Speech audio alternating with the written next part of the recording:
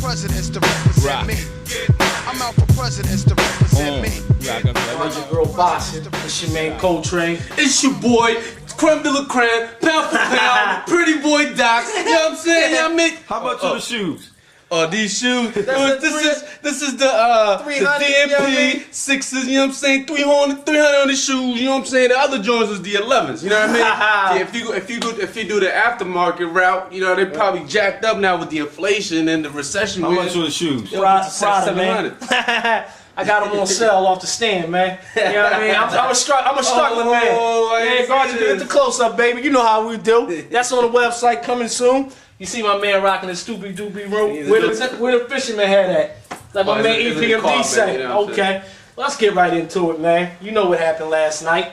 This is the aftermath, we call it. Y'all must have forgot. Shout out to Roy. Now, Roy put on a pretty impressive performance out there, but one thing we got to notice that Roy didn't show any movement as well. Can't get out of the way anymore. He doesn't get out of the way. No sidestepping. Yeah, he basically caught a lot of Tito stuff up here, and for the because they was telegraphed. For the bigger light heavyweights, where they gonna still put that pressure on him, he's still gonna be sitting on the ropes, taking a lot of shots. Now he basically still showed the same amount of speed. He's right, in the Tarver in the third fight, to me, he fought that. Right. Remember, until Tarver started imposing his will, he showed flashes of the old Roy in that fight. But the main thing with Roy, and my concern with Roy, is his defense. And the fact that he still didn't show a lot of movement. It's just the slip stuff constantly in the fight. Right, you know, a lot of stuff. Misdirection. He's just sitting back like this, and the bigger light heavyweights is going to push him into the ropes and cause him problems. I know he's calling everybody out. I think. No, he didn't call everybody out. You see, I like Roy. I was a Roy Jones fan, but I got to come at his neck a little bit here because whenever boxers say I'll fight anybody, that means you don't want to fight anybody and everybody. Because normally fighters that want to fight somebody, they'll say a name. And I think we'll get into the Bernard Calzaghe thing later. I think he wants to fight Joe Calzaghe. I think that's a fight he think he can win. But unfortunately for him, I think he think Bernard's going to beat Joe Calzaghe. And then he got to fight the kid from North Philadelphia, with an old kid from North Philadelphia. He's mentioned Bernard here and there during the lead up to this fight, but I don't think he. I don't think he want to get in with Bernard. He would said his name. And I don't. And Calzaghe's not a good fight for him as well. I gotta respectfully disagree with my cohort here, Sleep A. I don't think he has the. You even said it. The power. What beats Roy Jones to me is a natural light heavyweight that can impose their will on him while he's like to camp out on the ropes and call it defense. You know, your Glenn Johnson, your Tarvers, a bad Chad Dawson. You know, a true natural light heavyweight beats Roy Jones to me. And Joe Calzaghe, keep in mind, he's a natural super middleweight, and he's not known for being a heavier puncher. He do have the work volume. There it is. See, the thing is, the punches though. The difference between Roy and Bernard is defense. And the thing, if Bernard comes in, say Bernard loses the first couple of rounds, Bernard's going to eventually adjust and cause Calzaghe to miss. The thing with Roy's going to be there to get hit, whether Calzaghe can hurt him or not. Right. And it would be the fact if Roy can hurt Calzaghe. And like from what I've seen last, you think he can impose his will on Calzaghe though with Lee Wrights all night? No, I think he can land him, yeah. But you're gonna go over there.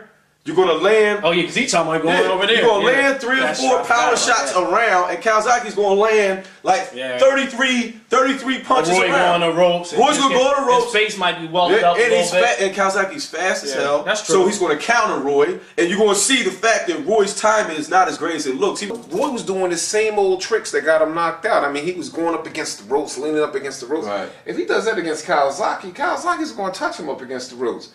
And it seems like that's a habit that Roy's getting into now. I don't know why he's doing it. I mean, I didn't really see that too much in his career early on, but I didn't see any movement. Even in the center of the ring, it was more so going like this to Tito's punches. Like he didn't show any movement. If you don't move against Calzaghe, he's going to eat you alive.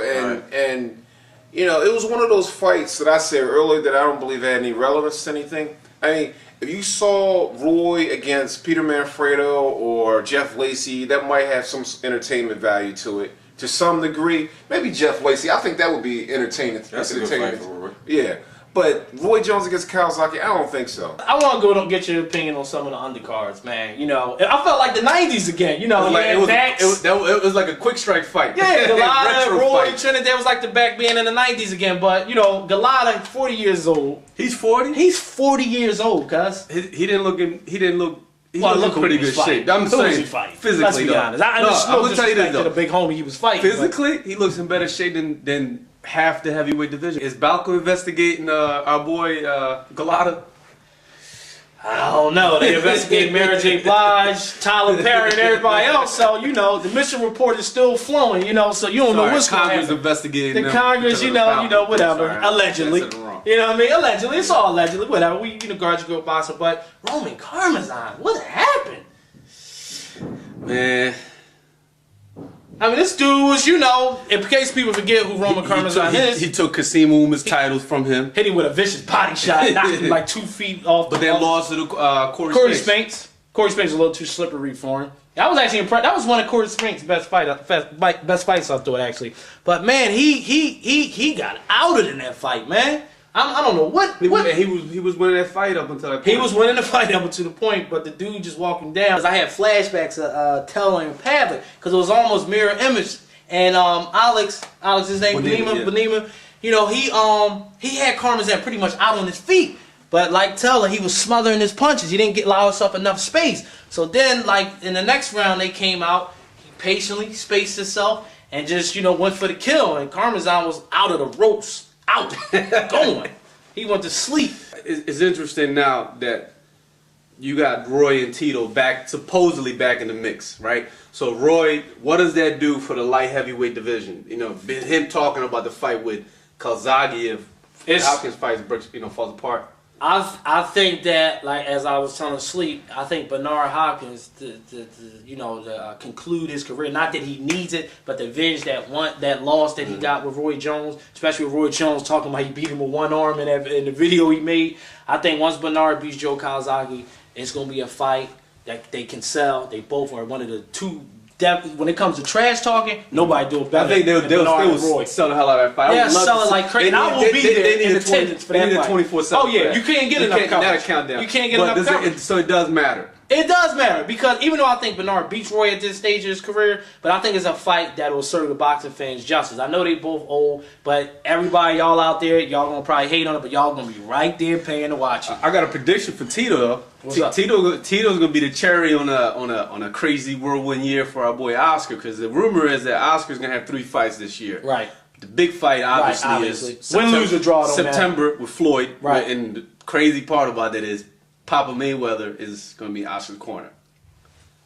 Floyd Senior. Right. Oh, you lost me. When you said Papa, I started thinking about. I'm like, whoa. Big Floyd is back in Oscar's corner. Well, that's the seller fight. More drama. Let's keep it funky. Here's where I have a problem with Oscar's year. The rumor is he's still going to go ahead with the May 3rd date. Right. But the rumor is he's still going through with that? He's going through, but this is who he's going through with. They're bringing up 3 junior welterweights up to fight Oscar. The rumor is one is Stevie Forbes, the other one is Dimitri Star of David Salita. Okay. And the other one is Paulie Malignaggi. So this is going to be a low risk. God help us. Fight wait for a minute. Oscar. Wait a minute. That's the rumor. That's the rumor. So you can comment on that as you wish after this. And then Floyd in September, win, lose, or draw, farewell fight in December, which everybody, now that Tito's back, they think that it's going to be Oscar, Tito to end the year. I think Oscar has proved himself as a great fighter, but Floyd fighting Oscar, I just don't see that right now. I think why go back to a fight that no one wants to see? And I know for Floyd, and all due respect for Floyd, he wants to get a good payday.